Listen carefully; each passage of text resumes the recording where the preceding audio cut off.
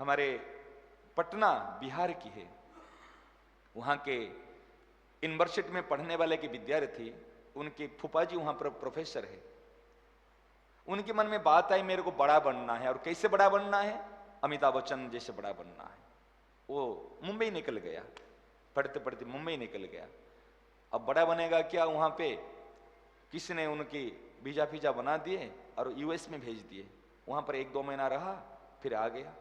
आने के बाद मुंबई में घूमता रहा। उनके मन में दिमाग में बात बड़ा बनना, बड़ा। अरे बड़े बनने के लिए तो योग्यता भी तो चाहिए, कुछ तो काम भी चाहिए। कौन ऐसे करेगा?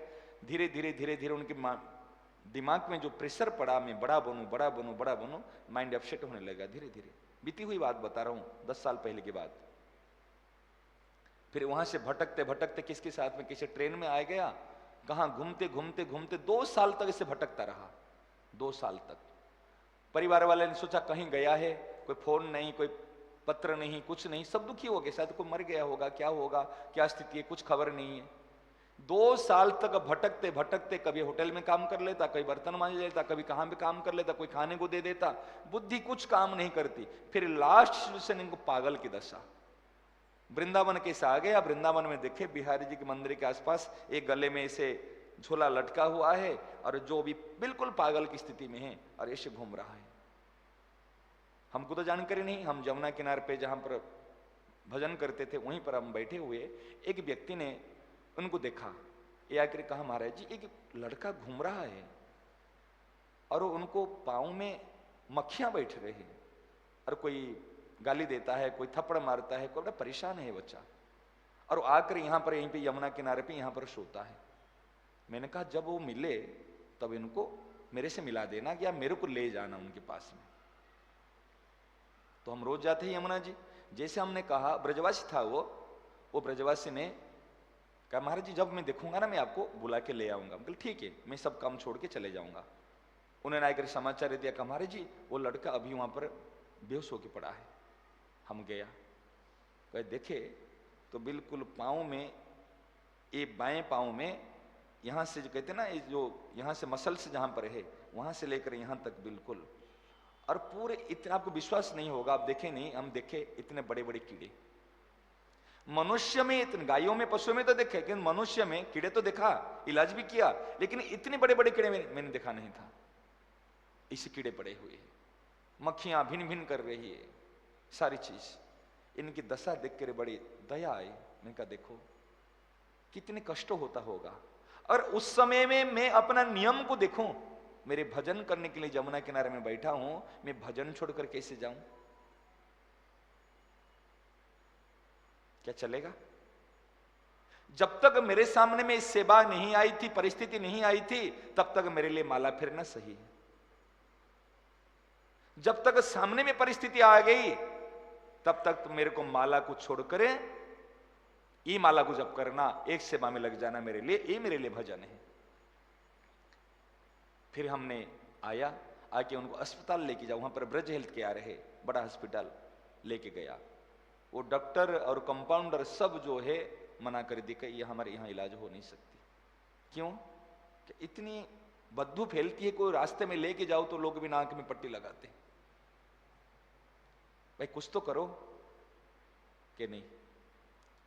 फिर एक प्राइवेटली एक कंपाउंडर का, अरे भाई थोड़ा सा तो एक बार तो कर लो, फिर कहीं पर और आगे देखेंगे।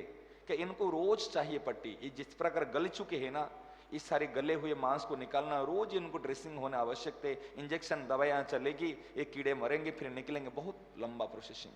खर्चा कर पाओगे? वो देखते बाबा जी वेश में, ये कहां से लाएगा, इसलिए मना कर दिया। वो कहां से लाएगा इतना खर्चा? मैंने कहा भाई कराओ तो सही। फिर भी उन्होंने, डॉक्टर डायरेक्ट मना नहीं किया, इनडायरेक्ट किया ही नहीं। बीती हुई बात बता रहा हूं, सच्ची घटना। तो मेरे मन में आया, अरे भाई एक बार तो पट्टी करा। तो फिर कंपाउंडर को बुलाया, इनको 500 रुपया, मेरी याद है 500 रुपया उनको देने के लिए बात करी कि तुम तो करा दो। उन्होंने ऊपर में इसे 2-4 कीड़े तो जो कीड़े तो निकलते नहीं, क्योंकि अंदर घुसते जा रहे हैं वो सारे, तो ऐसे पट्टी करा के छोड़ दिया। मेरे मन में आई मैं कहां कहां तक लेके इनको घूमूं, और कहां तक, मेरे पास इतनी व्यवस्था भी नहीं है। लेकिन इलाज छोड़ दूं ये भी नहीं होता, कर लूं इतने भी शक्ति सामर्थ्य व्यवस्था नहीं है। और वो हमारे जो साथी भाई है वो भी उनकी डांट फटकार सुनना मिलता, कहां पागलों को पकड़ लेता है, कहां तेरे को मिल जाते हैं, क्यों ये सब चक्कर में पड़ता है। स्वाभाविक, इधर से भी डांट इधर भी शक, लेकिन मेरे मन में एक दृढ़ निश्चय था, इसको छोड़ना नहीं।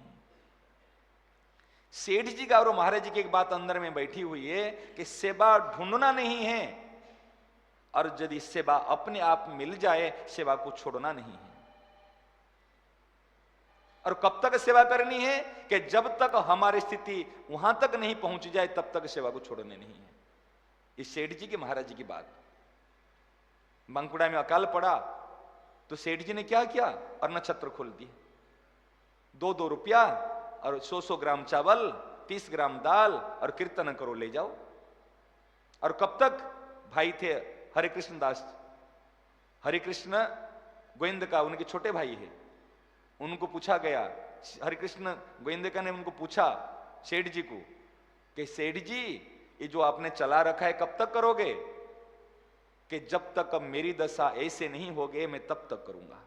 मतलब जब तक मैं भी 2 रुपया और 100 ग्राम चावल 30 ग्राम दाल लाने के लिए कीर्तन करके वहीं से प्राप्त नहीं कर लूं तब तक ये काम मैं करूंगा। कितने, ये कुछ छोटी बात नहीं है, कितने ऊंचे विचार देखो। हम तो अगर लाख रुपया है 10,000 देते हैं, कोई कह देगा मैं उसी स्थिति में आने तक करूंगा। तो सेठ जी की बात मेरे को अच्छी लगी थी, कब तक करना है, जब तक हमारी स्थिति ऐसे नहीं हो जाए। और महाराज जी की बात में कि सेवा ढूंढना नहीं है और जो मिल जाए उसको छोड़ना नहीं है। ये केवल सुनी सिखाई बातें नहीं है, और कई दास ने कई चीज को अप्लाई किया। ये लोगों को पता है कि लोगों को एक घोड़ा आ गया था, मैं बताना नहीं चाहता, सभा में केवल प्रकरण चला था। एक घोड़ा ब्रज में, एक घोड़ा को किसी ने छोड़ दिया था। मालिक क्या कर, जो काम नहीं होता छोड़ देता है। अरे घोड़ा, इनको भी पांव में सेप्टिक होकर कीड़ा पड़ गए थे। 8 महीना तक इनकी सेवा हुई, और सेवा ऐसी हुई, कोई इंसान की सेवा नहीं होती, कोई बाप बेटा भी अपने बाप की इतनी सेवा नहीं करता।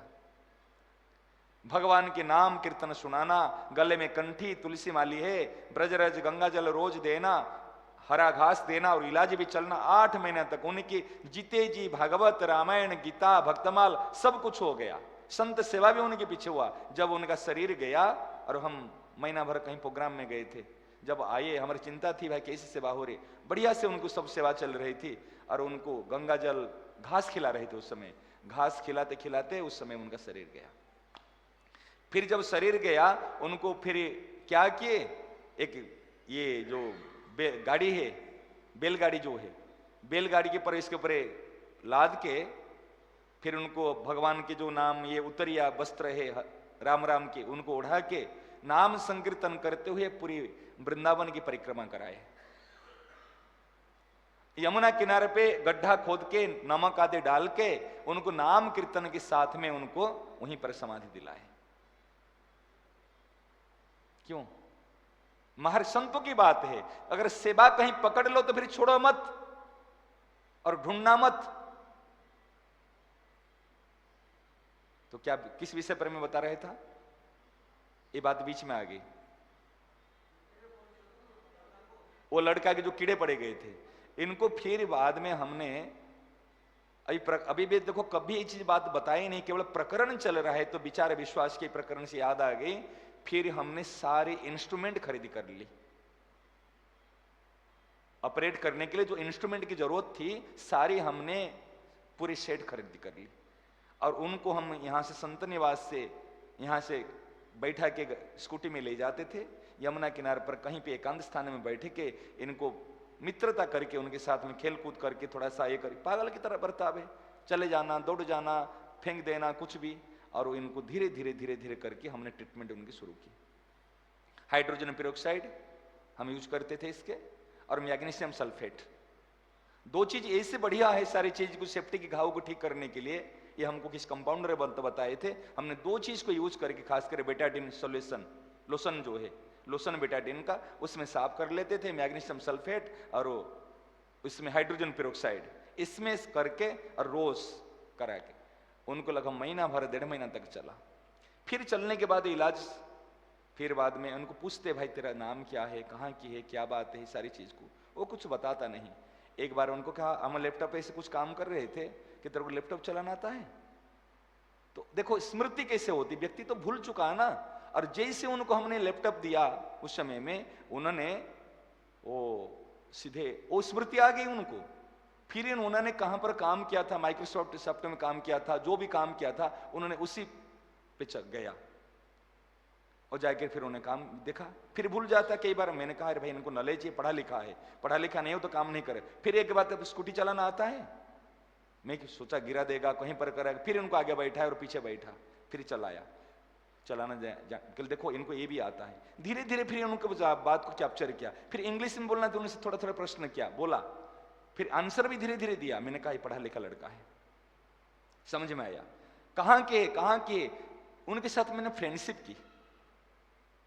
फ्रेंडशिप करने के बाद जिनको पागल कह रहे थे, फ्रेंडशिप करने के बाद वो लड़का फिर केवल इतना कहा पटना। पटना के अंतर्गत फिर मेरे मन में विचार आया। फिर मैंने पुलिस स्टेशन में कहीं कहीं बहुत प्रयास किया। 2 दिन हमको समय लगा था। उस समय फोन करके, कोई परिचित नहीं था, फोन करके फिर उनके लोकेशन, गांव के लोकेशन तक हमने पहुंचा। पुलिस स्टेशन से हमको जानकारी हुई धीरे धीरे, भाई ये लड़का ऐसे है, कोई गया क्या, और पटना कहता। पटना में फिर 2 दिन के बाद में मेरे को लोकेशन मिला वहां से। फिर उनके पिताजी को बुलाया। उनके पिताजी थे ये जो काम जमीन जायदाद के काम करते हैं ना, अमीन के काम करते हैं, जो पटवारी का वो काम करते। और उनके जो छोटा भाई था वो आईपीएस का तैयारी कर रहा था। और ये बच्चा ऐसे अच्छे परिवार के है, बेटा उनको आई, जो भाई और पिताजी दोनों आए। और यहां पर इनको देखकर हमारे उस समय में मिला, होली के समय की बात है। होली के समय में जो सारे आते हैं अपने सत्संगी लोग आते हैं, और सत्संगी लोग तो एक पागल को बैठा रखा, सब लोग पहले से कह दे देखो इनको कहीं अलग जगह पे ले लेना। अभी सब सारे सत्संगी लोग आएंगे, ये हरकत करेगा, दिखता है ऐसे। तो हमने मन में विचारे क्या करें इसको, कहां ले जाए, क्या हमारे कोई भाई है तो हम इसको बाहर छोड़ देंगे? यदि हमारे कोई संतों की कोई स्थिति हो जाए क्या इनको छोड़ देंगे? हमने एक विचार किया और उनको बढ़िया से स्नान फान करा के, शैम्पू फैम्पू लगा के बढ़िया से स्नान कराएंगे, बाल फाल बढ़िया से कटिंग करा के बढ़िया से रेडी कराया। और उनके लिए जो ये एक सफेद कपड़े की कुर्ता और जो ये बोलते क्या बोलते आपको आप लोग, पाजामा, एक पाजामा एक कुर्ता, पाजामा कुर्ता दोनों आकर बढ़िया से, ये सत्संग लोग जैसे पहने के आते हैं सत्संग में, ऐसे पहना के उनको चौकी पे, बीती हुई बात बता रहा हूं, उनको बैठा दिया। वो व्यक्ति को लोग पहले थूकते थे, पागल पागल कहते थे, और उसी दिन वो बैठा है, फंक्शन में बैठा हुआ है, और जितने भी आते हैं सोच सब कह रहे ये कोई सत्संग आया है, और उनसे राधे राधे भी करते। वही व्यक्ति तो था ना, लेकिन सबकी दृष्टिकोण परिवर्तन होगा, कोई सत्संग आया हुआ है, उनसे राधे राधे किए। 2 दिन के बाद में उनका बेटा और उनके भाई आकर पहुंचे, पिताजी और भाई आकर पहुंचे। 2 साल के बाद में देखकर बेटे को रोने लग गए, अरे भैया हम तो सोचते कहीं चले गया, वो हो गया। फिर उनकी स्थिति देखे, पुराने इतिहास उनको पता चला सब कुछ, और इतने खुश हुए, इतने खुश हुए, इतने खुश हुए, जे मेरे को हमको तो बेटा मिल गया, हमको बेटा मिल गया। उन्होंने उस समय कहता, महाराज जी जो भी सेवा की जरूरत है, जो भी जरूरत है, आज हमको बेटा मिला, तो अगर हमने कुछ भी, जितने भी सेवा करेंगे इतना भी कम, बताओ क्या सेवा करेंगे? बोले कुछ सेवा की जरूरत नहीं है, आपका बेटा आपको मिला, हमारे तो केवल जो प्रयास था हमने किया, और वो बेटे को लेकर उन लोगों ने गए। देखो वो बेटा पागल कहलाता था, वो बेटा इस प्रकार था, लेकिन था किस घर की? मेरे को ये सच्ची घटना बताने का अभिप्राय कहानी सुनाना नहीं है, कि कोई विशेषता बतानी नहीं है। था अमीर घर का बेटा, था पढ़ा लिखा, था प्रोफेसर के कहते साला, अच्छे यूनिवर्सिटी में पढ़ता था, साइंस स्टूडेंट है, परंतु लोग इनको पागल कहते थे। कोई थोड़ा खाने को दे दिया, कोई थोड़ा पीने को दे दिया, कोई थोड़ा कुछ कर लिया, लेकिन दुख दूर होए क्या? दुख तो तब दूर होगा जब उनके पिताजी के साथ में लेके जहां से निकला था, जो दशा थी, जब उनके पिताजी के पास चला जाए तो वो सारी दशाएं इनकी दूर हो जाएगी। इस प्रकार हमारी दशा है।